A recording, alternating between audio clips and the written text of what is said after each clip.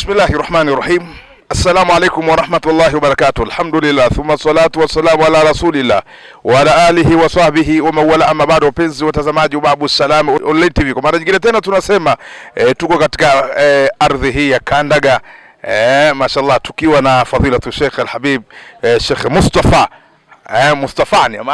Maanake kuliani mwangu kuna Sheikh Mustafa na kushoto mwangu naye Sheikh Mustafa. Al-Habib, Sheikh wangu, baraka yetu, ambaye wewe ni moja katika baraza la mashekhe katika wilaya hii ya Kondoa, hasa ukimsaidia shekhe wa wilaya katika majukumu ya kidini. Leo tuko katika ardhi hii, maeneo yako ambako wewe ndio unapoishi hapa, na leo wapenzi watazamaji wa Babu Salam Online TV watataka wala kusikia maneno ambayo utakayowafikiwa, hasa kwa kukumbusha lile ambalo utakayoonelea kulizungumza. Kwanza jitambulisha majina yako kwa ukamilifu, kwa sababu wengi watataka kusikia jina lako ukamilifu na harakati zako. Mimi naitwa Mustafa Ali Waziri Kibonge. Naam, mashaallah. Ni shekhe wa kata Itololo.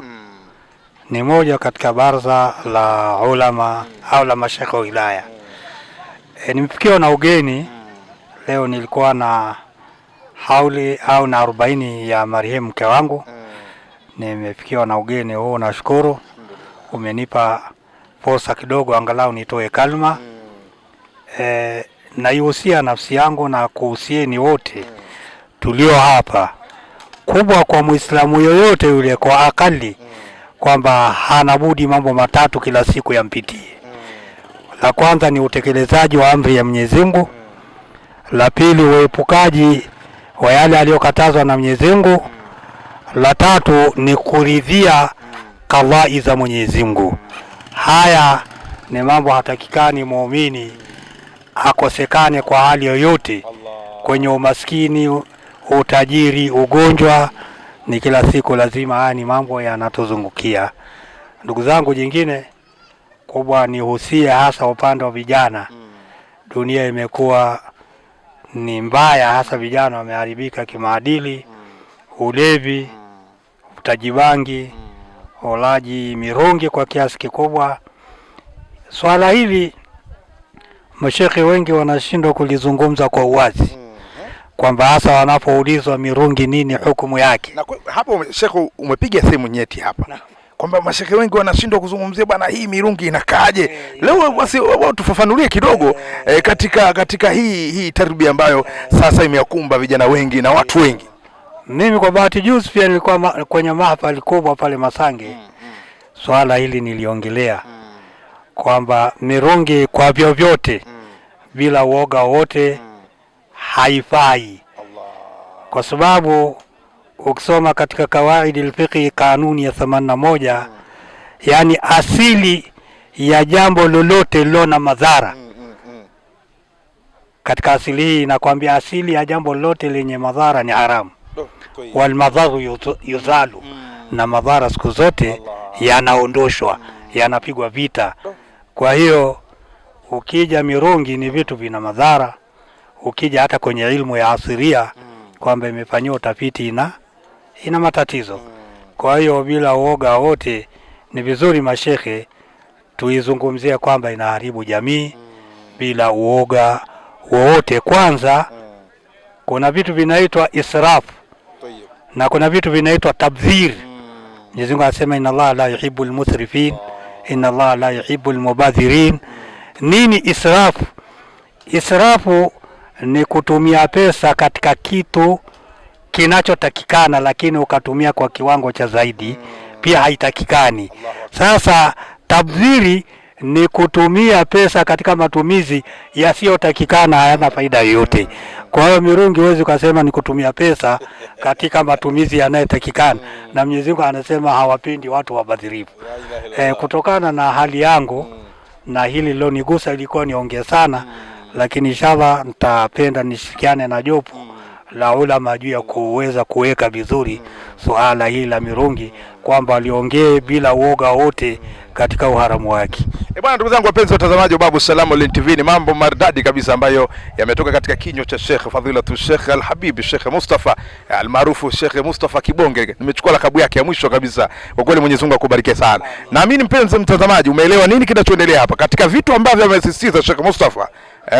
ni kwamba mirungi ni moja katika vitu ambavyo vinavyoleta athari sana katika jamii, uharibifu kama alivyoeleza.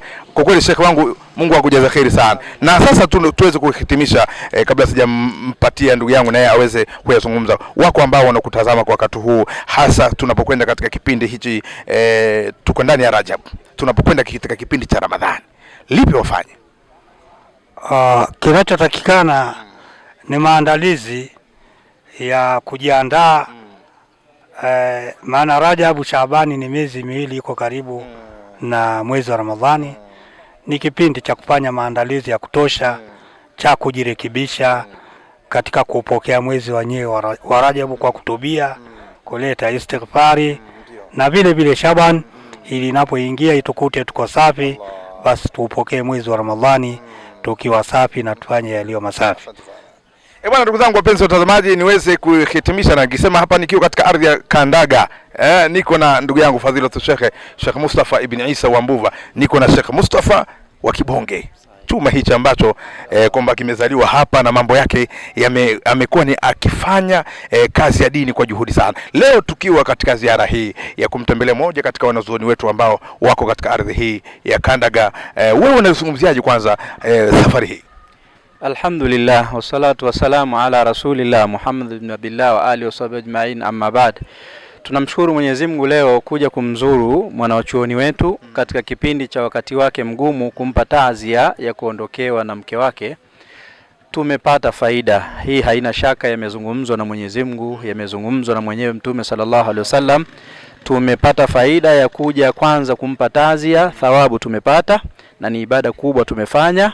Hili halina shaka, walilahi alhamdu, ni safari ya khair na tumejifunza mengi, haswa ya malezi bora kwa mzee wetu hapa Sheikh Mustafa. Tumeona namna gani ni mtu wa Mwenyezi Mungu katika msiba wake mzito huu. Kuondokewa na mke ni msiba mzito sana, usikie tu kwa mwenzako, lakini unaweza kumuona mke ni wa kawaida wakati uko naye, lakini wakati akiondoka, la tu'rafu ni'ma illa ba'da zawaliha. Neema unaweza usijue mpaka ikuondoke. Kwa hiyo yeyote ambaye ana mke wake ambaye yuko hai, amthamini sana mke wake, amthamini katika malezi, kumpa malezi bora, amthamini katika kumvumilia hata kwenye mapungufu yake, amthamini mke wake hata katika kumsitiri aibu zake. Hizo ni kitu ambacho ninaona ni muhimu sana. Tukimuona mzee wetu sasa hivi hapa, Allahu wa rasuluhu aalam, ndo anajua moyo wake unafikiria vipi. Kwa umri wake unaanza kufikiri namna gani ataanza maisha upya. Kwa hiyo wewe ambaye una mke wako yuko hai, mthamini mke wako katika hali zote. Mthamini mke wako kumsitiri aibu zake, mthamini mke wako kumpa malezi yaliyokuwa bora, mthamini mke wako katika kumfundisha au kumvumilia katika mapungufu yake alionayo. Lakini katika malezi, la mwisho kabisa, mkurugenzi wa Babu Salam Sheikh Ramadhan, ambalo nimeguswa na moja ya waadhi au maelezo alotupa Sheikh wetu, mwongozo wa sheria za dini, nikakumbuka maneno ya Sayyidina Ali bin Abi Talib karramallahu wajha. Sayyidina Ali anasema, hina sakata ahlul haqqi ala albatil zaama ahlul batil annahum ala alhaq. Watu wanaoijua haki ilivyo, waliponyamaza kuitoisema sana haki na kuidhihirisha batil namna gani ilivyo, ahlul batil wamekuja kudhani kwamba batil ndio haki. Maneno aliyosema shekhe, mashekhe wamekuwa na kufumba maneno. Hatusemi wazi uharamu wa mirungi, hata kama hutaki kutoa dalili, kwa sababu unawapa dalili watapokea wasomi. Wale wanaosikiliza wanaweza wao wamesikiliza, lakini wasizingatie dalili, kwamba washike neno moja la dalili tu kwamba mirungi ni haramu mutlaka. Ukitaka ujue mirungi ni haramu mutlaka, wale wanaokaa kwenye vikao vya baraza na kuhudumia kesi hizi za maisha ya ndoa, basi utaona mirungi imehusika kwa kiwango cha zaidi ya 98% kuvurugika maisha ya ndoa za watu. Lakini kwa sababu ya kutotumia vizuri matumizi ya akili, wengi hawagundui hapo, wanataja vitu vingine furui, lakini asli mirungi imeua mujtama wa Kiislamu, mirungi imeua mujtama wa kijamii, mirungi imewakosea adabu familia. Kwa hiyo hina sakata ahlul haqqi ala albatil zama ahlul batil annahum ala alhaq. Bwana, ndugu zangu wapenzi watazamaji wa Babu Salam Online TV, ni mambo kweli kweli hapa. Leo katika darasa ambayo katika pita yangu leo nimekutana na vitu kama hivi. Mashekhe, msifumbie midomo, semeni. Vijana wanaharibika, ndio sisi vijana tunapotea. Sasa kama hamtosema mnasema inshallah. Sasa mambo yamesikika hapa. Naamini ndugu zangu, nawashukuru sana kwa darasa ambazo mmezitoka. Kweli Mwenyezi Mungu awalipeni kila la kheri. Naamini mpenzi mtazamaji, ulipo mahali popote ulipo katika ulimwengu, utanemeka na kustafidi na hizi elimu ambazo zimetolewa. Bwana, niweze kukomea hapa. Ni mimi ndugu yako Ustadhi Ramadhan bin Chuma bin Hussein wa Babu Salam Online TV. Wassalamu alaikum wa rahmatullahi wa barakatuh wa ila liqaa.